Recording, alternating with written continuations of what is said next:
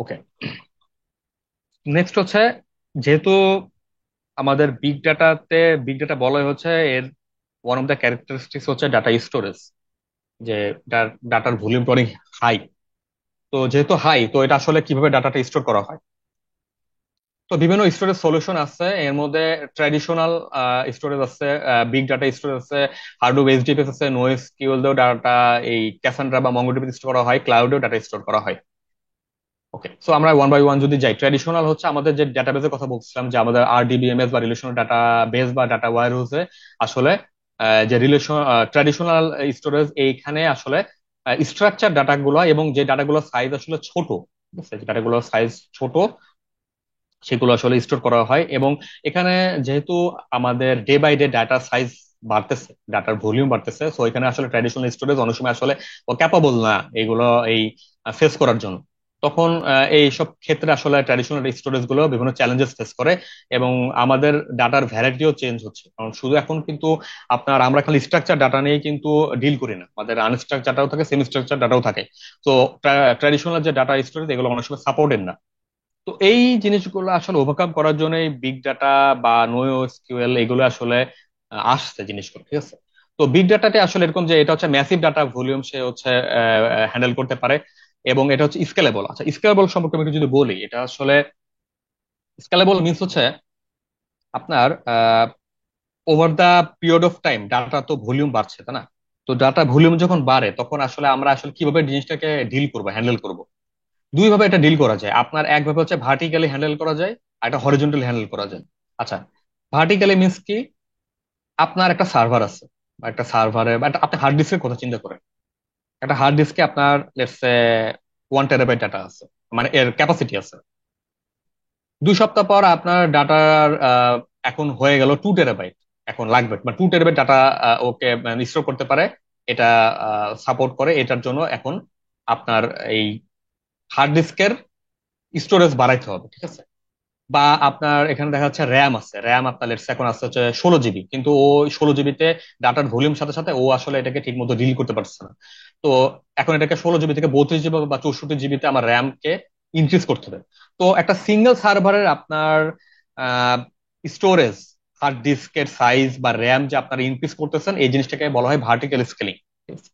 হোয়ারাজ horizontal scaling, যেটা আসলে distributed scaling বা স্কেলিং বলা হয়ে থাকে, এটা আসলে আপনার ডাটা গুলা, সরি, বিভিন্ন সার্ভার হচ্ছে, সার্ভার বা নোড বা বিভিন্ন কমোডিটি হার্ডওয়্যার আসলে বিভিন্ন ডিস্ট্রিবিউট আকারে থাকে। এখন লেটস সে আমাদের ডাটার ভলিউম বেড়ে গেল, এখন আমরা আসলে কিভাবে জিনিসটা হ্যান্ডেল করতে পারি? তখন আমাদের দেখা যাচ্ছে যে আমরা এখানে নতুন কিছু নোড বা নতুন কিছু সার্ভার অ্যাড করতে পারি।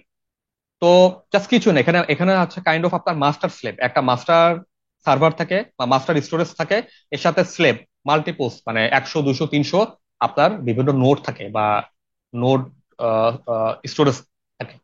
তো লেটস আপনার 500টা আপনার কারেন্টলি আছে, আমার আরো 50টা দরকার, আমি হচ্ছে 50টা আপনার প্যারালালি অ্যাড করে দিলাম, তো আমার সলিউশন হয়ে গেল। তো এটা হচ্ছে আসলে হরিজন্টাল বা ডিস্ট্রিবিউটেড স্টোরেজটা, এভাবে এটাকে স্কেলিং করা হয়। নেক্সট হচ্ছে এইচডিএফএস। এইচডিএফএস হাডুপের হচ্ছে কোর ফাংশনালিটি, ঠিক আছে।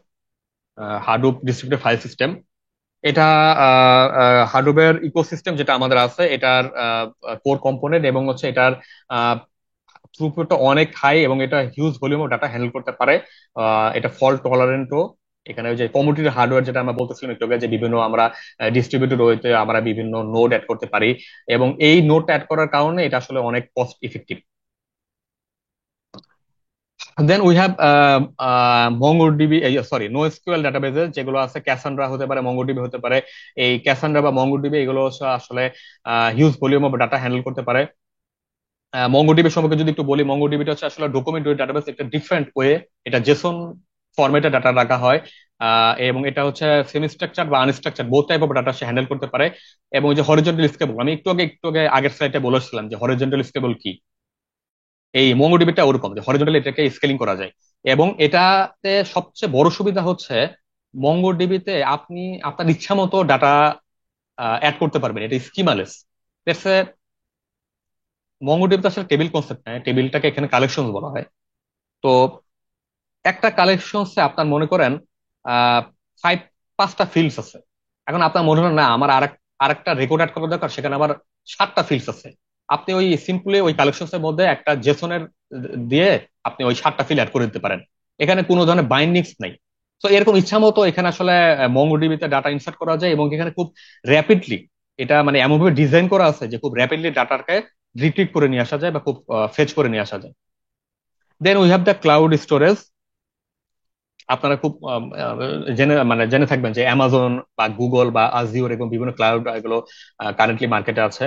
এগুলো বিভিন্ন সলিউশন প্রোভাইড করে যেগুলো আসলে খুবই কস্ট ইফেক্টিভ, কারণ আপনার অন প্রিমিসেস সার্ভার গুলো এখন দেখা যাচ্ছে যে একটু এগুলো এগুলা কস্টলি। তো ক্লাউড আসলে একটু চিপার দেন দা অন প্রেমিসেস সার্ভার, এবং এগুলো কিন্তু আপনার huge volume of data support করে। এবং এদের কিছু ফিচার অ্যাড করে, যেমন অটোমেটিক ব্যাকআপ, ডাটা রেপ্লিকেশন, এবং অন্যান্য আদার ক্লাউড সার্ভিসের সাথেও এগুলা ইন্টিগ্রেট করা যায়। তো এগুলো বিভিন্ন আসলে ফ্লেক্সিবিলিটি দেওয়ার কারণে আসলে ক্লাউডটা দিনে দিনে আসলে জিনিসটা পপুলারিটি অর্জন করছে। এখন আপনারা যদি বিভিন্ন জব সার্কুলার দেখেন ডাটা ইঞ্জিনিয়ার, আপনারা দেখবেন যে ক্লাউডটা কিন্তু মোটামুটি অলমোস্ট প্রত্যেকটা কোম্পানিতে কিন্তু ওই জিনিসটা প্রিফার করে। ক্লাউড এবং নোএসকিউএল দুইটা কিন্তু মোটামুটি কিন্তু চাবেই। আমি অলমোস্ট যতগুলো জব অ্যাডভার্টাইজমেন্ট দেখছি, নোএসকিউএল, অ্যাটলিস্ট একটা নোএসকিউএল ডাটাবেস জানা এবং ক্লাউড জানা, এটা কিন্তু মোটামুটি এখন অলমোস্ট মাস্ট হয়ে দাঁড়াইছে।